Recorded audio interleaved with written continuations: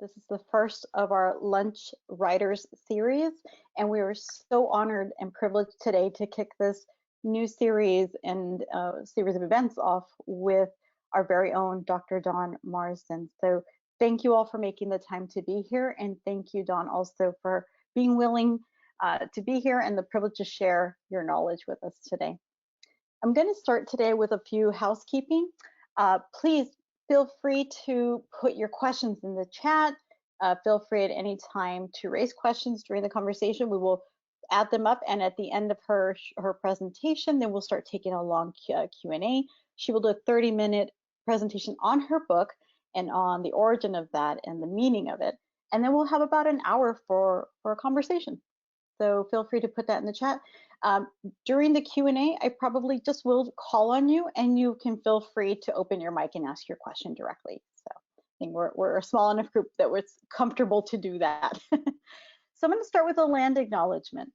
The International Institute for Astronautical Sciences and its faculties, staff, and participant members recognize that the Institute is actually based out of Colorado, technically on land within the territories of the Ute, Cheyenne, and Arapaho peoples. So further, we acknowledge that there are 48 contemporary tribal nations who are historically tied to those lands and that make up the state of Colorado. Our team acknowledges these people and whose traditional homelands we work, and some of us reside on, and all Native nations, First Nations, and Indigenous peoples on whose land or work is taking place. We extend our appreciation for the opportunity to live and learn on and in proximity to these lands. We would also like to acknowledge the Indigenous peoples, traditional custodians of country throughout the US and Canada and throughout the world, and their enduring connections to land, waters, the stars, and community. We pay our respects to elders past, present, and emerging. And we extend that respect to all Indigenous and First Nations peoples today and listening even later to this recording. So today I'm joining you from Germany, far from everyone, but it is my distinct pleasure to welcome you to a conversation about Dawn Marsden's new book called Starship Citizens, Indigenous Principles for 100-Year Interstellar Voyage. And Dawn is from our cohort of 1701 and has been an integral part of not just our community and not just the science that's taking place here, but also in creating an outreach program specifically for Indigenous colleagues and peers, and with the hopes of creating a scholarship for Indigenous youth to be involved in STEM and STEAM with us. So a lot of work has gone in this year. We are so proud to have you with us, Dawn. And I will not do a full biography because, in fact, I know you have details that you're going to be presenting. So I would like to, with no further ado, offer you the microphone, and the stage is yours to start your presentation. Thank you very much, Yvette. We're going to do a little bit of techie stuff now, see if it works. Try and put my screen on. And the magic portion of this presentation. Okay, we don't need that.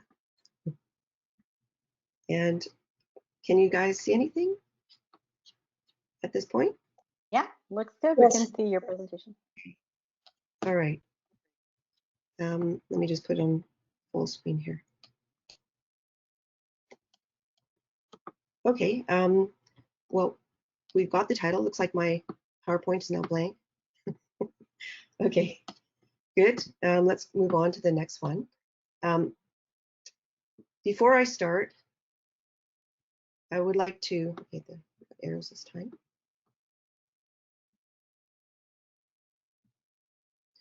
Before I start, I would also like to acknowledge the people and the territories that I'm living in and working in, and that's the Kwikwetlem First Nation and Coast Salish Nations on the west coast of British Columbia. I'd also like to acknowledge all the people that I've talked to, all the elders and knowledge keepers who shared their stories with me over many years, last 50 years, and all the territories that they came from, predominantly on Turtle Island. And I would like to talk a little bit about the background and the origins of this book. Um, I'm Anishinaabe and French, and I'm a member of the Mississaugas of Scugog Island First Nation, which is in Eastern Ontario. And I grew up off reserve. But I learned a lot of things from my grandmother and my father, and in the cabin that we had, primarily value systems, because at that time, specific cultural things were not allowed to be practiced.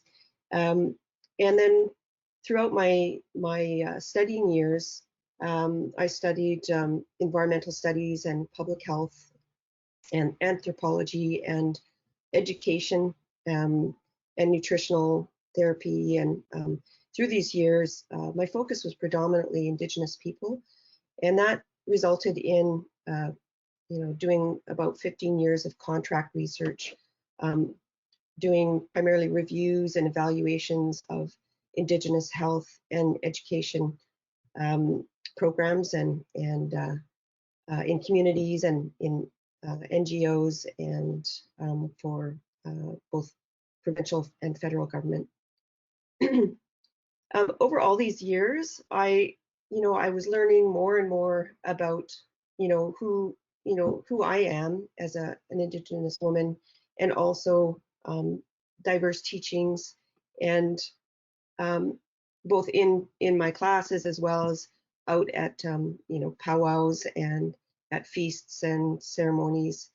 And all this time, I knew that there were complete Indigenous knowledge systems, and often it's been translated as economic systems and food systems and this system and that system, but I didn't really get the wholeness of it until 2010, when I was doing research for some cross Canada forums with Indigenous people, and one elder said, we really need to pass on these teachings to the youth in the ways that the youth can appreciate and understand, because the traditional knowledges that we keep in our communities are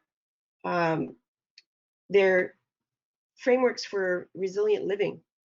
And part of this was in response to very high suicide rates, among youth and elders and residential school attendees.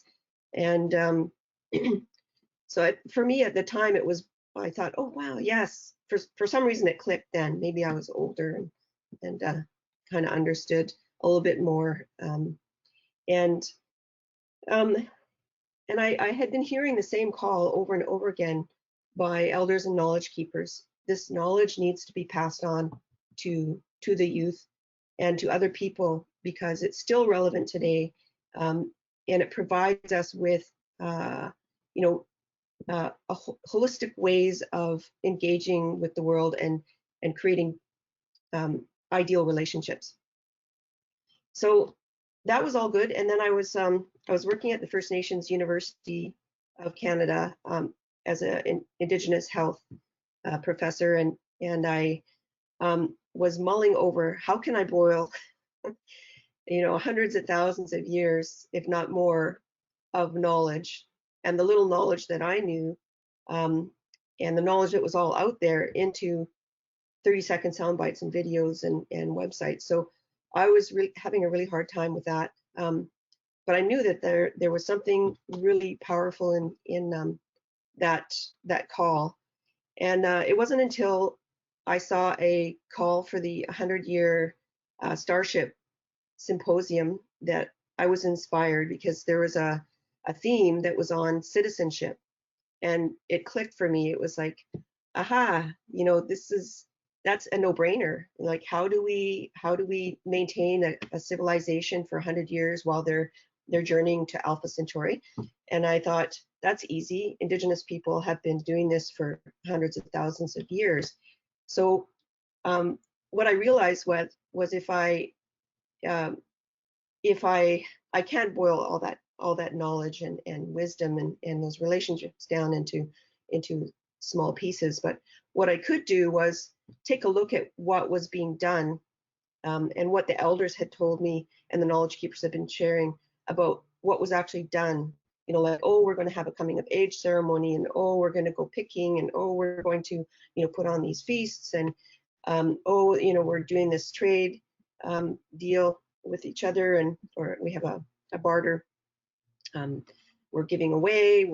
There's so many different things that people do in Indigenous communities, that after the more and more I thought about it, I thought that's the framework for resilient living. And so I wrote the paper and presented at the symposium, and it was very well received. And I sat on that for a while. I was also raising 2 kids, as well as doing prof work, and then taking care of my father. And I got this call from Woodlake Publishers, and I was encouraged to turn this into a booklet.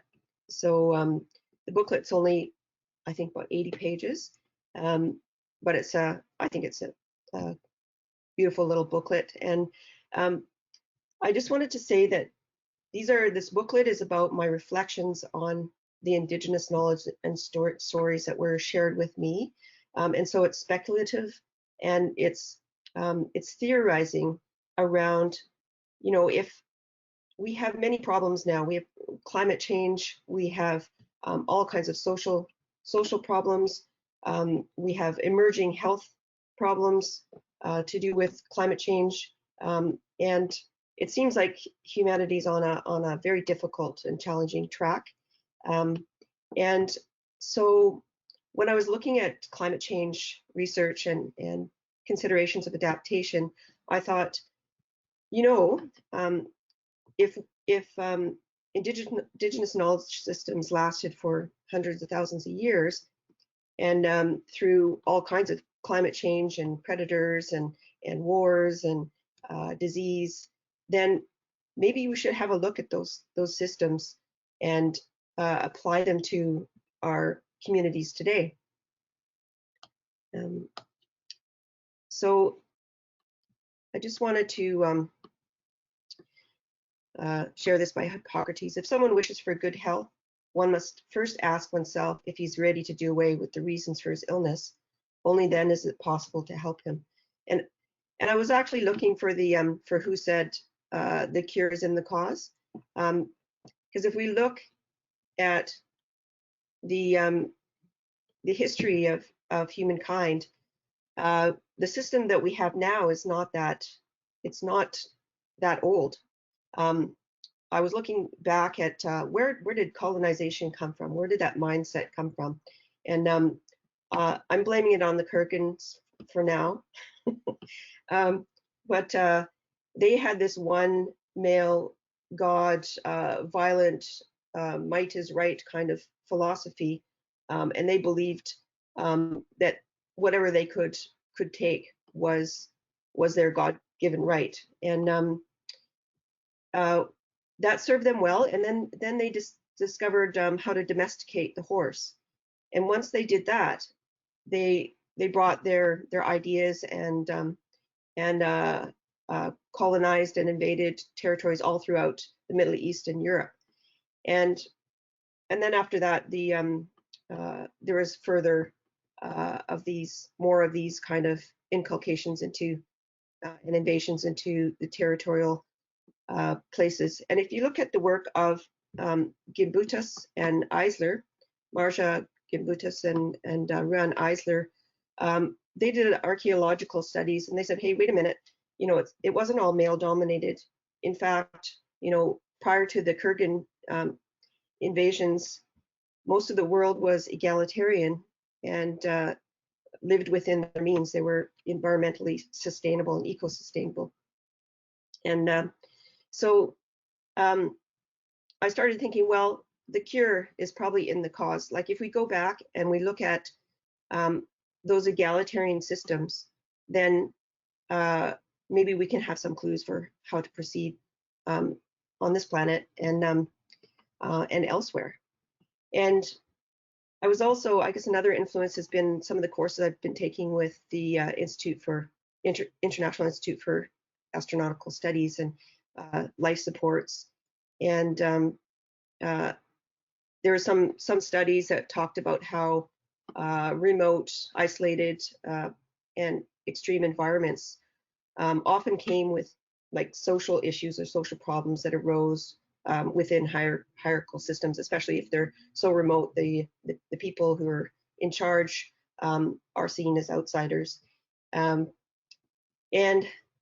so then I started looking at Indigenous systems, and part of my my graduate work, my master's and my PhD was looking at Indigenous knowledge and how does that arise. And what I came to was that it comes from direct experience of the environment, and then over time, you know, with trial and error, there become beliefs and values about how the world works. Really, it's based in natural law, and then over time, when those values and beliefs are shared, they become principles and practices within different groups, and then whole cultures or worldviews are developed, and they're very diverse within as well as across worldviews.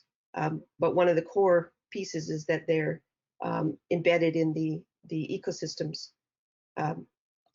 around them.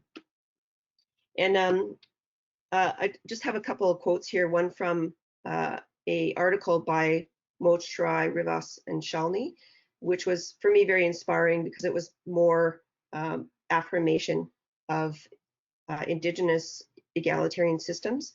And they basically realized, they did a mathematical study of the rise and fall of human civilizations and discovered that, surprise, it was flat or egalitarian societies, and those that were had the least damage upon the environment, that they're the most sustainable.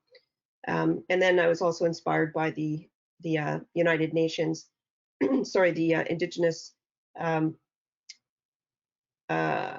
sorry, now I got the panel on climate change, and they're suggesting, and here's a big resource. You know, Indigenous people have this long knowledge through stories and teachings about the environment and how things change, and how you can adapt.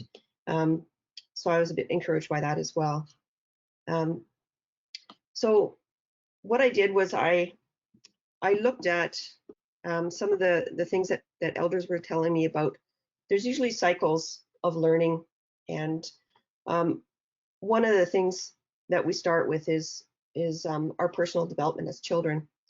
And so you know, when children are young, it's the duty of the parents and the aunties and the uncles and the cousins to help them to discover and nurture their gifts. And then once you know, they start being you know, even more inquisitive, you know, they can be shown you know, wisdom keepers in those different areas, like an apprentice with those people. And then once they've been working in those areas and exploring and going in different areas and gaining new skills and knowledge, then they can be sent out and tested. So their knowledge can be tested, and their self-sufficiency can be tested. So at the same time as they're learning about their gifts, they're also learning about you know, what they can do to contribute to the society. And when they go out and have to do it on their own, you know, with remote supervision, then young people learn, you know, not only about their strengths, but they also learn about their limitations and the value of community and shared labor. And they also learn about their own internal strengths. And these are kind of core pieces to becoming a self-determining person. And self-determination is also fostered from an early age, and then people can move on and make their own decisions as they enter adulthood. I just want to do a caveat here that these are my reflections on the teachings, and this is not a homogenous model of all Indigenous people. These are just some of the teachings that were shared with me in Turtle Island. So after personal development, there comes learning within community. So community resilience is built traditionally primarily through communal food and water, going out and hunting and fishing and gathering and growing and preparing the food and preserving the food and sharing the food and water.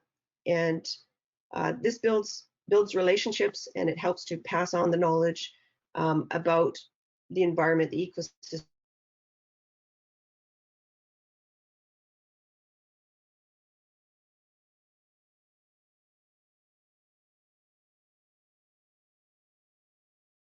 Dawn, are you still there?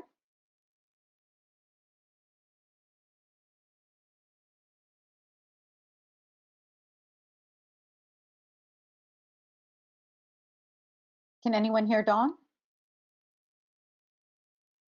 No, Yeah. no, she's No, like she's frozen on the screen. Yeah, okay. Wanted to make sure it wasn't me that was frozen. Okay. Let's wait for a second for her to reconnect. Just one moment.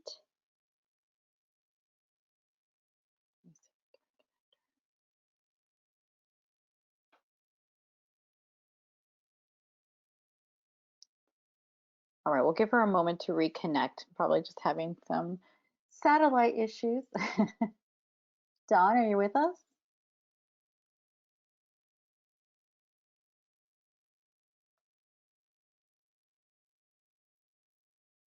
Okay, I'm texting to see if she got cut off.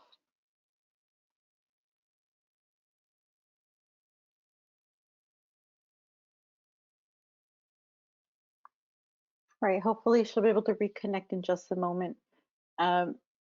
Meanwhile, please, if you all have questions, feel free to, obviously you can hold them and just ask directly, but yeah, feel free to put any in the chat that you like. There we are.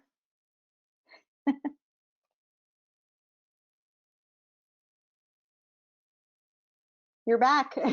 We just need sound. Can't hear you yet. Yeah. Sometimes you have to call from your phone, I guess, to get the sound and the audio.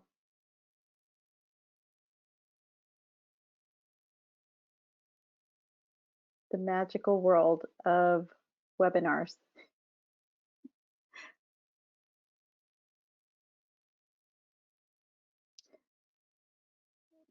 So no, Dawn, your video is on, but not your sound. Okay.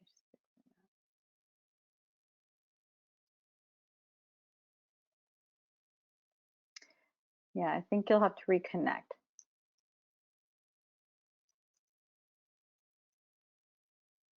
You bet. Oh, boom. Got you back. All right. Okay. Hi, sorry. Where did I cut off? I was in La La Land there for a while. You cut off, I think you were explaining the last portion of the community resilience. Okay. Okay, just restorative justice, and all these. What I was most impressed with, in reflecting on this was the wisdom of these different things that people do in Indigenous communities and how these things all work together. They work together to create resilience and group cohesion and environmental sustainability. I wanted to talk also about decision making, because this is where a lot of the adaptation and long-term sustainability comes from, and that's inclusive talk or circle talk, where everybody in the community has an opportunity to share their perspectives, and then decision making is built on these perspectives until consensus can be reached. So when when there's dissension, like every effort is made to address those issues that people are raising, and people can withdraw from different events and projects if they want, and if leadership is needed, then the people decide who's the person who's best capable for this particular situation and this event to lead, and then everybody else will assist. And that could be going on hunting parties or gathering and war, skirmishes and ceremonial things. So and then throughout this all of this, there's a spiritual base. So there's spiritual aspects to all of these.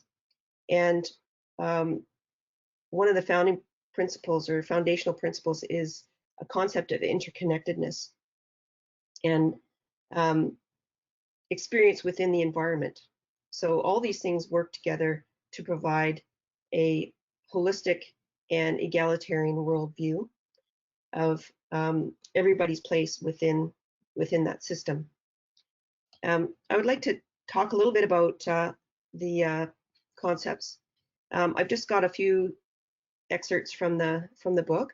So these are specific to the 100-year Starship journey.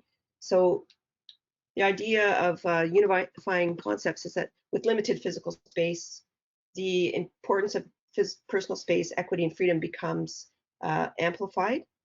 And holistic egalitarianism enables a consciousness of personal freedoms, especially self-determination in relationships with others, and exercising respect for the contributions of everyone in that either spaceship or space community, including human species and other systems, life support systems, and by verbally acknowledging people's contributions and by responsible caretaking of ship species and natural elements, and careful return of remains into the cycles of life. So these principles are very applicable to limited environments.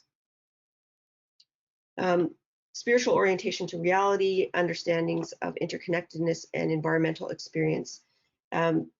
These all over time develop our ability to be aware of our ecosystem and our relationships with each other, and through those inclusive conversations and respectful relationships and self-determination, there's a maintenance of balance and harmony within the systems.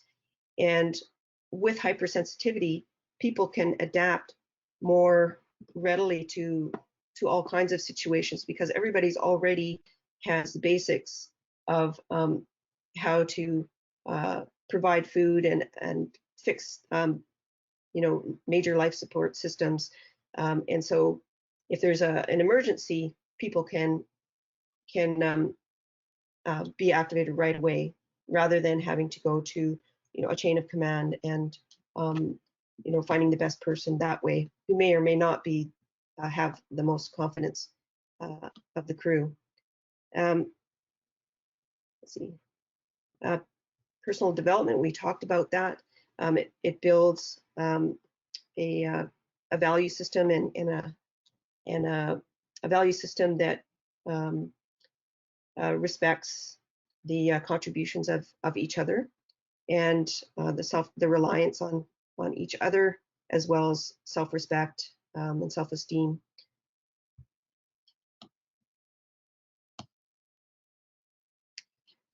And in an ideal situation, every Starship citizen would contribute their labor to the protection, care, harvesting, preparation, preservation of food and water, and the recycling of food, water, and wastes. And one of the key things about this kind of system, egalitarian system, is people do things because they're motivated to contribute. Status is gained through contributions to society and acknowledgement of those contributions, which fosters mutual respect and bonding. Although the resources would be limited, the ability to recycle and produce things of interest, whether that's artistic or invention or other things, those things can still be those hobbies and interests can still be expanded upon and shared and traded. And the for community governance, I found it to be a very effective tool for looking at holistic aspects of a situation, whether that's a project that you're working on or relationships that you're trying to work on. I remember participating in it was a 3-day talking circle at the Friendship Center in Victoria, BC, and it was primarily about the 3 different major nations that live on Vancouver Island and how they could equitably share the resources and the positions at the First Nations Friendship Center. And it went on for 3 days. I guess there had been some issues building, and at the end of that, there was resolution, and there was feasting and childcare all throughout. And it was an amazing experience for me to see consensual decision making and circle talking in a large community environment and an urban environment. And so I truly believe that this leadership from below and consensus decision making enables quick mobilization and would strengthen community solidarity by ensuring community supported selection of individuals for situational opportunities to lead as they grow in and develop their skills and knowledge, and people have become aware of that for the good of the community. Some of the research that I'm working on now, because this has all been mostly reflection and speculative, I'm doing another MA in counseling psychology, and what I'd like to do is do a community-based exploration, redesign, and testing of this framework with as a course guide, and then build an assessment tool for individual and community wellness. I'm also working with Indigenous team they put on summer science camps for Indigenous communities, and primarily in Alberta, but across Canada now with online webinars. And then I'm starting with another group to explore the redesign of the framework for planetary health. And my wish list is to do analog applications to influence community planning and start up some local community groups. And this is just an example of a community planning model where we have the principles on the side, some of the goals, some of the program activities, and then some of the indicators. I'm kind of shifting away from the deficit indicators towards more, things that capture interconnectedness and resilience and harmony and well-being in other ways. I also was playing with analog resilience, cohesion, and sustainability protocol. So what would that look like in a analog setting? And it would be like basically inviting a few workshops throughout the analog to explore some of these principles and practices, and inviting shared labor for food, water, and environmental systems, and restorative justice, and respectful relationships, and of course inclusive governance and decision making. I'm not sure if I'll ever get there, but and then I'm playing with a Likert model. How well did these things affect your sense of resilience and crew cohesion and mission sustainability? And I think that's all I have. So I just want to say, Kichim Gwech, thank you for listening. And I'm open to questions. Any questions? So Anna's question is, how do you draw a line to define a frontier between spiritualism, there's a strong basis, and science? Or in fact, are they interconnected? Really good. They are. um, Indigenous worldviews are inclusive. They're holistic worldviews, and it includes science. And I see Indigenous science as that model that I showed you. It's the generation and testing of different techniques over time, adapting to new situations. It's a form of dynamic homeostasis, and spiritualism. I mean, we can look at physics. We could go down that deep dive. I'm not a physicist, but I very much appreciate physics and the work that they're doing to isolate God particles and and look at the minuscule aspects of reality. In my mind, in an Indigenous spiritual worldview, the one that I have anyway, we have creation, and for me, I've had a near-death experience, and it's pure love and wisdom, and so for me, what I got in that near-death experience was how this love as a base is transformed into, and I think of the chakras when I do this. So, we have will and intent and word. Those things put knowledge and knowing and intuition into action, which is vibration. And vibration manifests reality. And vibration, once you manifest reality through word, I mean, it does many more things, vibration, but then you have this motivation. I call those the elements of creation or manifestation.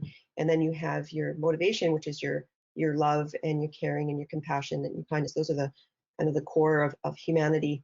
And then you have your elements of life, which are air and fire, which is really about energy, and water and earth, of which we're all made up. So I find there's no incompatibilities between science and spirituality or spiritual universe. And some people may not want to think of everything as a spiritual base. You can call it unified field. Some people call it the non-dual reality. There's many ways of looking at how everything is interconnected, and I think physics comes closest from what I've seen, the implicate order, and so I don't draw a line. So I just put in here, I don't know, Anna, if it answered your question. Oh, okay. So she said, thank you for your feedback. This quote, I just took something that you wrote in the book, which I think also responds to that, which is you wrote that Indigenous knowledge systems, which qualify as scientific bodies, equal to those in Western science traditions. And when she asked that, I thought about that. Okay. Yeah, exactly. Yeah. Does anybody else have a question? I mean, I have many, so. Come on. Okay. Don't be shy. Don't be shy. Yeah, I was like, don't be shy. We're just here. So I'll ask another one while anybody else gets comfortable. It also is, you're right, like a lot of these questions come from a deep curiosity of not being familiar with these principles, or not being, from a large part of the community, the STEM space community, not having exposure, not knowing, and just really coming from a base of like, this is all new. This is a huge pivot from what we are used to in our daily mainstream. And I think I've shared with you before that it was really evident in a conference last year when engineers were talking about Indigenous principles for just doing engineering projects and the sacredness they have around that. and that they feel very detached from the community of other engineers who are very mainstream and don't practice that. And so they were wondering in that conference, how do we start to socialize the ideas of Indigenous approaches? And I think this is something that's like a first step towards that. How in mainstream, and I think I've asked you before too, how do you put these, you put the principles out into the world, they're in a booklet now that's at least, just like you said, a guide. How can someone take these principles and start to scale them and integrate them into their actual work? And not just an analog, but how can a community and individuals start to say, okay, I would love to see this manifest. How do I start? I think that's the wisdom of those stories that were shared, is that you can start with yourself individually. You can go and start acting upon those principles. Getting out into the environment and learning to survive on the land. Some of the things that we're doing in IIAS, right? And learning about the limits of our environment, and it's really about growing awareness and practicing inclusive communication, decision making.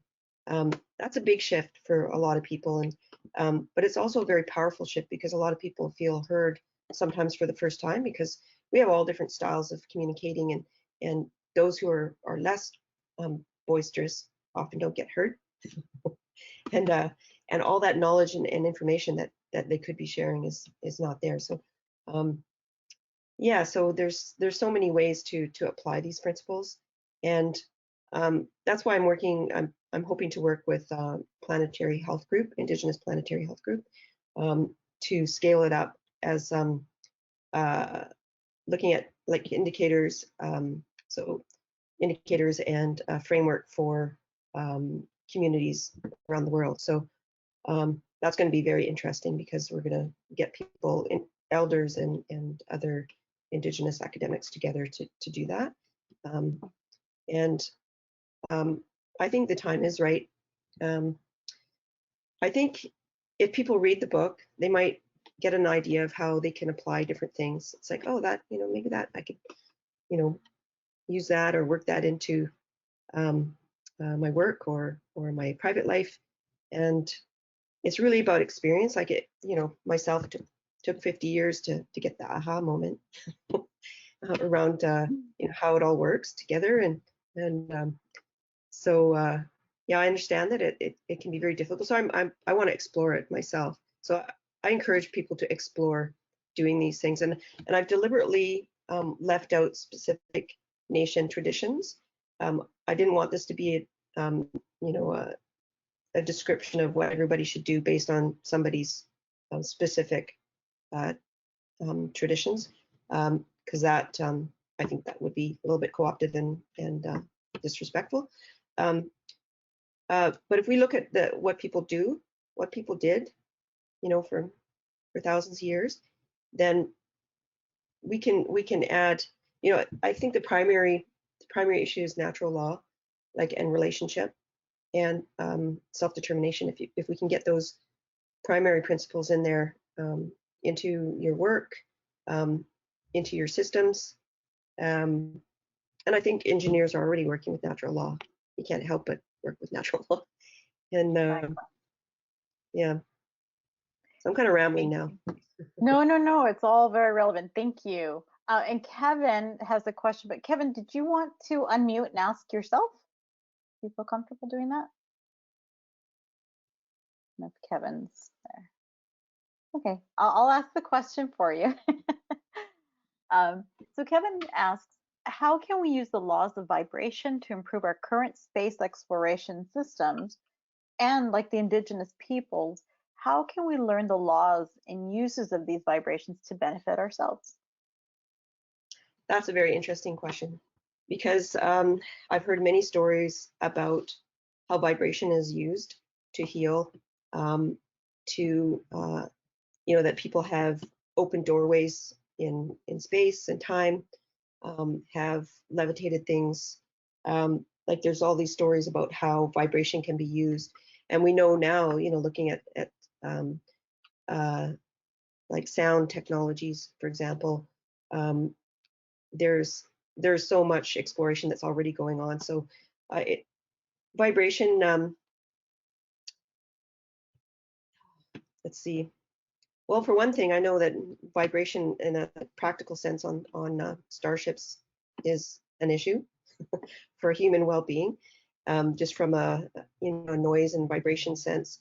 And really, I would suggest creating a space for where you have null vibration, where you can connect with the elements, human elements, and earth elements, like living things. So like having living systems on the earth, on spaceships and in space communities is essential for restoration of human connection.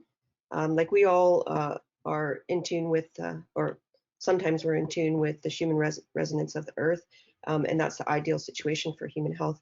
We can look into those areas. How do we improve, our and restore our electromagnetic fields within space, and sound. I mean, sound is an awesome vibration for both healing and for restoring sanity.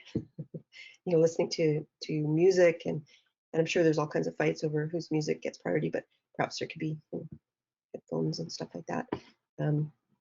But some kind of a way of connecting to self and restoring person's knowledge and awareness of self, like they call those float tanks. You could have something like that on a ship. Very good question. For Kevin, did that answer your question? Yes, thank you very much for answering the question.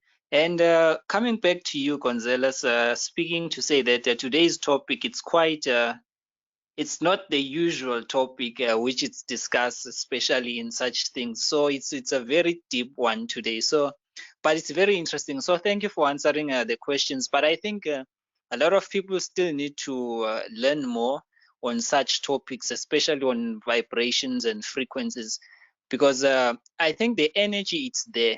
We just need to know how to enter into that certain frequency and vibration. Because I think, especially when you talk of deep traveling to maybe Europa or Mars, looking at the propulsion system, which we are still trying to solve even today, I think if we can deal on such topics of vibrations and frequencies, we'll be able to solve the current problems which we are having in terms of space propulsion. And if we can identify and find the right frequency and vibration, because energy is there. I think it's just for us to tap into frequency. Oh, we lost him. And Kevin? vibration, and when you We're losing you, Kevin. Yeah. But he had a good point.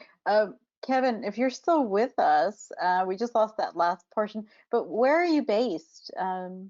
It's very interesting, I think.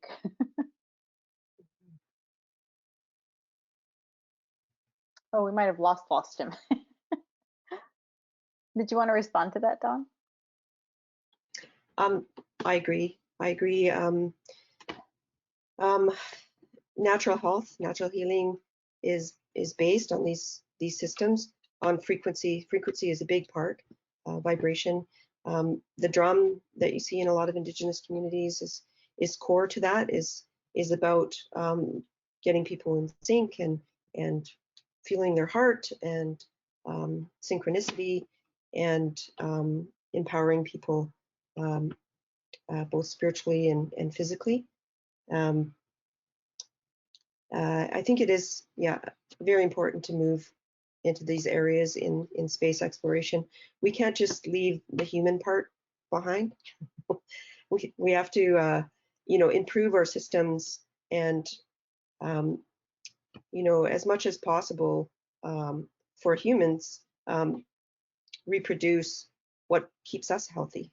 And vibration is a very big part of that, through sound and you know, just electromagnetics and electricity. We're electrochemical beings, so very important. I agree. Is there any other questions? I want to make sure everyone feels comfortable. You can just unmic, you don't have to take your video off. And you know, I think about this also in the context that I see here was we have pilots, we have Air Force, we have medical doctors, we have geoscientists. You know, this is not just an eclectic background, but you know, multidisciplinary, you know, teams that are going to be working in space together, that work today in STEAM together. It's important to understand, like, how do we use this as a guide for interconnectedness, right? Because there's a natural, organic one, like Jason, building this community that we're both part of. IIAS has been an organic coming together of people that are like-minded, people who opt in to be part of this community. And there's something really beautiful about that. We all have this interconnectedness because of these intense campaigns together, intensive research. But fundamentally, I think we all believe in what you're talking about. It's like, yeah, we all want to go to space. We all want to work in science. We all have this guiding unspoken rules, the unspoken principles, that we all are in love with the same thing, and that's science. And when I think about that, the conversation we don't have often, and maybe we have it just in small circles, is that spiritual aspect and spiritual connection to environment. Even when you talk about the vibration of the earth, I think, wow, it's been a while since I've had bare feet on the ground. So, you know, when you think about that, what do you think is a way that we can incorporate, especially when we're up against, you know, societal norms that may not, I wouldn't say allow, but it's not a mainstream conversation. How do we incorporate the spiritual connectedness?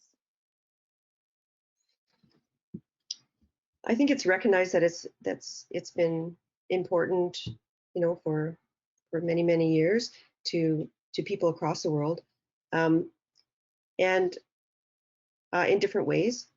And the spiritual aspect, spirituality does not conflict with religion. Spirituality is about a felt sense of the divine, or greater than, you know, yourself, things that, you know, the unknown. So one of the ideas of having spiritual practice is around gratitude, and gratitude for all those elements of life and elements of creation that are sustaining our lives. And people can do that in different ways. Like in urban centers, there's a lot of people from different nations now, and some people will do a song from their territory or a prayer. There's people do Christian prayers. Like it's more about a shared reverence for life, and for the gifts of life. So that can be done, you know, on a regular basis, or, you know, once in a while, as people feel the desire to get together and do that. Thank you. And I completely, like, I feel very inspired when you talk about that, because it's my hope too that that's part of the conversation when we talk about not just analogs, but about real earth application. And in the book as well, I think near the back, the page 79, you talked about that more importantly, these aren't just about what we might do theoretically on a starship someday, on a spaceship, but that we could test these here on Earth. So if somebody would like to use these, because I see our colleagues here, some of them do analogs, some of them do their own analogs, and within the community here with Dr. Reimuller, we also carry out what we call simulated, you know, very strictly confined scenarios for our testing and our research, which are done with a close-knit group of people, right? And it's very intense. So if I want to use these in a future analog or my own research, how can I contact you? And is it possible to use a lot of those metrics that you put together? Is it possible for someone to use those and work with you on their research? Oh, definitely. That's my dream. Is okay. to do that. And the more we look at those different elements and, you know, how they impact people, people's well-being, their resilience, cohesion, and the task maintenance. The more we can build upon that and hone it for different environments, whether that's Earth, space, or other planets. Perfect. I just turned my video off for bandwidth. I could see it freezing. Does anyone have a question they want to ask? Yeah, I think it's interesting because there's, I think, so many ways. I see some people here like Karen who have done really oh, Rich Blakeman, sorry, I didn't see your mic. Yes, I do have a quick question, Don and everybody. It's good to see everybody. My question is, I kind of caught you part way through your presentation, so my apologies due to my time schedule.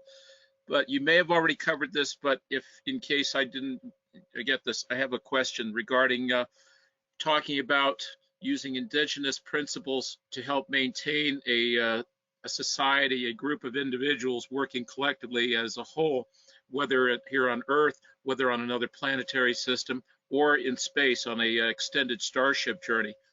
My question is this: what sort of mechanisms do you have? It sounds more like governance or leadership by committee, so to speak, by using the best knowledge around and everybody collaborating. What about in time constraint situations where immediate actions and immediate decisions have to be made? What sort of mechanism from in your experience and background falls into that? Is there a designated set of leaders? Is there a designated committee, or is it a designated command structure in time critical situations that affects the safety of the group, the Starship, or the community? That's a good question. Just speaking from Anishinaabe history, the Pontiacs were situational leaders, and usually they were done selected. Okay, we're going to go on a hunting party. We're going to address this rock fall, that crushed our community, and people are activated and say, okay, this person is going to be the Pontiac for this group because this person has the most knowledge in this area, and so people will recognize that leadership and those skills and the ability to lead, and then there's a voluntary system, so everybody has basic training in essential systems, and so that leader in that area can put people to work to address the situation. So it's not top down, it's from bottom up, but there are recognized and known specialists and leaders within community. I'm not sure if that answers your question. Well, to kind of follow up on that, say in the case of, say, a spacecraft or within a space flight, is there a command crew, so to speak, in order to oversee the functions and navigation and situational awareness and emergency procedures of the spacecraft, kind of governing, looking over the whole of the population? Is there a mechanism for that? The command structure is self-determination based, in the sense that people specialize according to their interests. And then what happens is you have your navigators, your specialist navigators, your apprentice navigators, and you have your pilots, and then you have so those people are the best go-to people for that situation. And then the command structure is actually the community that will come if there's an emergency. So like there's the immediate action, which is taken on by those leaders in those different areas, and then there's the deliberation. So like, okay, we've stopped this whole this disaster from happening. How can we address this and ensure that it doesn't happen again? And then that's where everybody's knowledge comes into effect and informs that situation. It's like, oh, well, actually, I noticed that this was happening in this system, and that may have been a precursor to this disaster. So it's both preventative as well as reactive. And you could say it's a specialist kind of structure. And it doesn't mean that those people have all the say. It just means that in their specific mastery, they're recognized for that and given lead. Thank you. Just wanted to get your perspective. Thank you, ma'am. Thank you so much, Rich. I see Kevin is back. Kevin, I don't know if now you have ability to unmic and finish your comment and your discussion with Dawn. Okay, yeah, sorry, I was just having a bit of connection problems. I think, are we still asking questions or we are concluding? We're having a conversation, right, Dawn? Okay, okay. Yeah, I have another question. Yeah, it's also part of spirituality, if I can say. So my question is, I just want to ask concerning maybe the space exploration, traveling and outer space into distant, far worlds. To say, like the indigenous people, were they in some way in their spirituality using the imagination? Because I'm hearing some expertise saying that from Albert Einstein. Albert Einstein says, if I can quote him correctly, he says, knowledge is good, but the best gift is the imagination. So in terms maybe of developing technologies, scientific experiments to change the world, is the imagination part of a spiritual process in terms of getting whatever we want in our personal lives, and also improving the market of space exploration as a whole? So is the imagination a part of the spiritual process in which we should learn on developing? And is the same imagination working hand in hand with the vibrations and frequencies which you were explaining earlier on, maybe in terms of also healing or anything that has to do with our improvements? So in short, is the imagination a part of the spiritual process, working together with vibrations in order for us to develop ourselves personally, and also in terms of technologies and scientific experiments necessary? I think you know the answer to that, I suspect. Yes, I very much so. Like, imagination is part of human experience, and when we allow imagination, then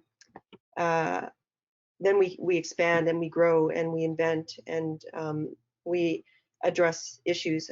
Dreaming is very important to many Indigenous cultures, because it's a place where we do all that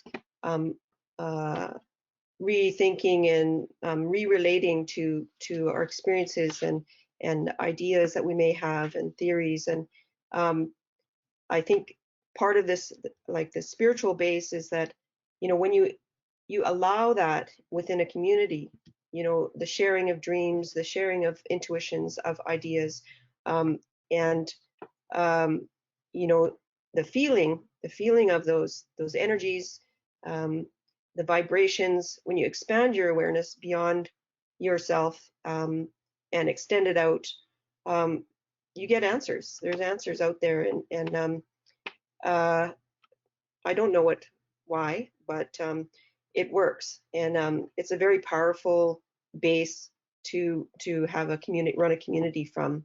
And so yeah, imagination is part of a spiritual vibratory process. So in a whole, it's all connected. So you just have to look for those connections. It's like, okay, how is imagination connected to spirituality? It's like, well, when you're doing ceremony, when you're sharing your dreams, when you're being grateful for the ecosystem and life support systems and support of your colleagues,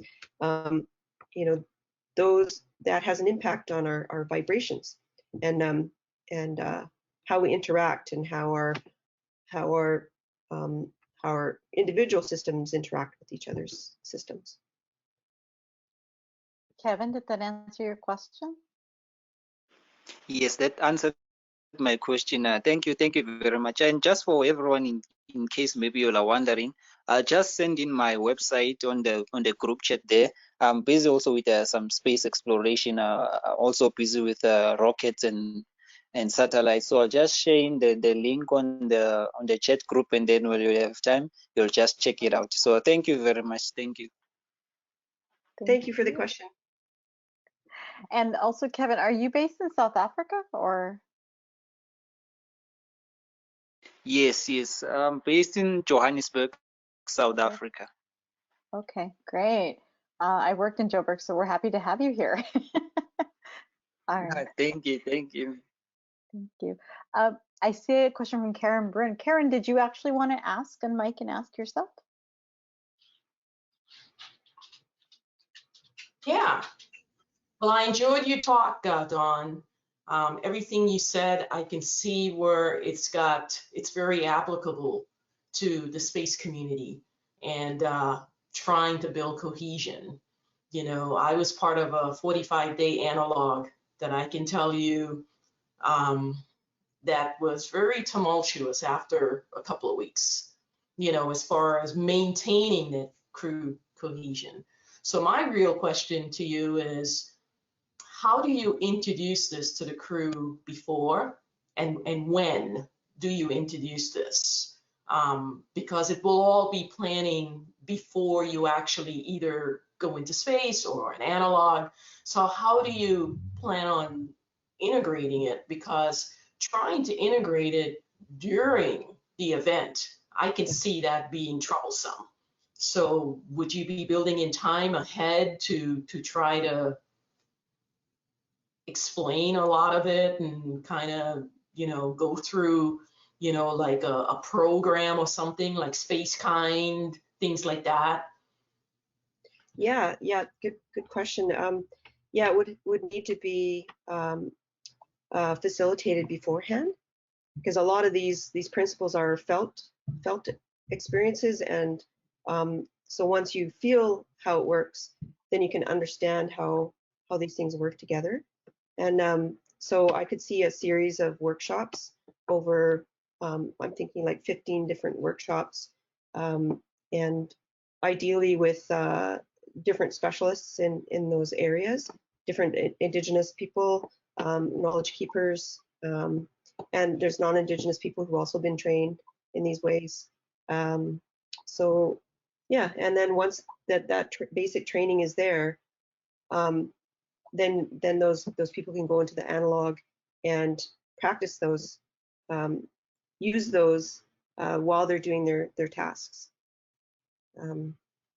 So I can see that like, you know, like issues always come up, and a lot of them are around chain of command, and you know, who really knows what they're doing. So I think yeah, if those relationships are built beforehand, you know, through those like the talking circles and the through that bonding, through cooking together, through going out on the land, and even the environment of the analog, and learning about that, you know, and having that knowledge of the systems and who's good at what beforehand, like all those things kind of happen intergenerationally in Indigenous communities, or did, and so all that would have to be front loaded for an analog situation, and then we could see how it works. Well, for instance, let's just say an analog like High Seas or even Hera, you know, where people are not getting together until sometimes the last minute. If you were to build a program specifically for, let's just say, High Seas or MDRS, the next crew, let's just say Possum decides to put a crew together and send us off to MDRS, right? I mean, although we're all members of Possum, you know that 99% of us have never met each other. So so let's pretend as though that's what we're doing. You know, Jason says, you know, hey, let's put a team together and go over to MDRS, and, you know, Karen, your experiment is going to be this, and Yvette, yours is going to be this, and, you know, give me a scenario of how we would, you know, incorporate this program before we left, so we can have a good idea when we got there, you know, kind of how, you know, that we're going to implement this. Right. Yeah, I would just have to go through those different principles. So like the first thing I would start with would be the governance, learning how to communicate in circle and do consensual decision making, and selecting leaders for different activities, and then emergency systems, of course, and survival, independent survival, so that everybody has full knowledge, and then going through that, like looking at people's gifts, and you know, nurturing those gifts and acknowledging those gifts as you know, as part of the collective resources, and then apprenticing as well. Like it's another way to build respect is to, if there are interests of people to learn other people's other people's knowledge, then, you know, people can apprentice each other. One of the biggest comments, I guess, is that it's a slower process, and so you know, it's slower to learn, but then when you're in action, it's ideally those things are already in place. You know, the go-tos, you know, this person is doing these experiments and has this specialized knowledge of the life support systems, and you know, and the trade is more of like a leisurely kind of thing. So there's like leisure activities that are important, you know, gatherings and rites of passage and acknowledgements. So yeah, I would just say, you know, those things would need to be experienced and trained beforehand. And then when you go into the situation, they're mostly social, emotional, you know, and logistical kind of ways of doing things. So and spiritual. So people come with their own ideas and gifts and share those, and then that you build that team, and then you go in. And then I guess there would have to be some kind of agreement to you know, what to do in emergencies. You know, okay, we're gonna, you know, this person's gonna be go-to, people will be go-tos, and then we have to revisit those situations and talk about all the things that we missed and how to do it differently. And so it's a very relationship intense kind of experience. You get to know each other very well just by doing things with each other and you know, recognizing your strengths and weaknesses. And I think what happens in analogs, from what I've been reading, is that there's you know, there's a, like, the hierarchical command system is, you know, it's nice because it's there, everybody knows it, you know, like you know, you can go in there, but where it falls apart is where all these other things that people aren't acknowledging, you know, all the you know, emotional responses to what people are doing and saying aren't taken into account. So then it builds and builds, then boom, you know, and then because there's no established system for dealing with those emotions, and you know, these things that have been burning for a few days, then it becomes a free-for-all, you know, and people are trying to reestablish command, and I think that's where it goes south, and that's where people can get hurt. Okay, all right, well, you know, I think that we can connect offline, where we can talk about, you know, having, you know, like that scenario that I threw out there, you know, let's just say a couple of people from Possum or are going to go to MDRS, you know, how can we make a program, you know, for, you know, whether it's a week long or 3 days long or whatever, so we can get them in that zone.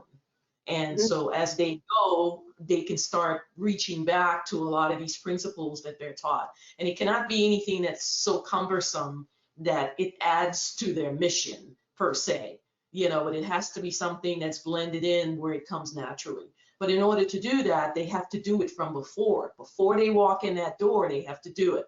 So what I'm asking you, and why I'm going to try to connect with you offline, is because what you're saying makes a lot of sense. I've been through it twice, and I know exactly what you're talking about. And that's why what you're saying is so important, and what you're doing and what you're sharing with us is so, so valuable. A lot of times we become so mission driven that we forget about that whole human side of all the things that you talked about. So I would say if you can put a program together or something, it would be valuable, not just for us, but I think it would be valuable for many, many, many people. So I would love to chat with you more about that sometime offline, most definitely. Miigwech, thank you very much. I'd love to as well. Yeah. With that, I will say, yes, I agree. Wow. And I'm glad to see these connections here. I know we have 2 minutes, so I'm going to do the formal closing so that we can, stop the recording. But then, of course, we'll stay on if there's more questions that people want off camera. Thank you for enlightening us. Thank you for this beautiful conversation. It is a privilege to learn from you, and it is an honor to have you on our team. I'm so grateful you're in this community. And for anyone that wants to reach out to you, how can they reach you? How can they get in touch with you? Well, Dawn.Marsden, I can put it in the text here, but also through the IIAS. Yeah. Back through If you were, yeah. So if you are external to our community, oh, you did it private to me. oh, sorry. This is the thing with the chat. I did the same thing to a few people. If you're internal to this community, she's on Slack with us, and then of course you can get in touch with her through us. If you're external, definitely send an email to this email address. If you forget it or you lose it, just write to info@astronauticsinstitute.org, and we will get you connected to Dawn. Thank you for this beautiful book. Again, I mean, people, get your copy. It is a beautiful book. I have to say, I was stunned when I got it because it's just gorgeous. And then the content inside, I have read it 3 times now, and I'm using it for my work personally. It has really made me shift my thinking. So thank you for helping us with this, and thank you for contributing to this body of space and science research. Thank you so much for the opportunity to speak and share these awesome ideas from other people and through generations. It's been great.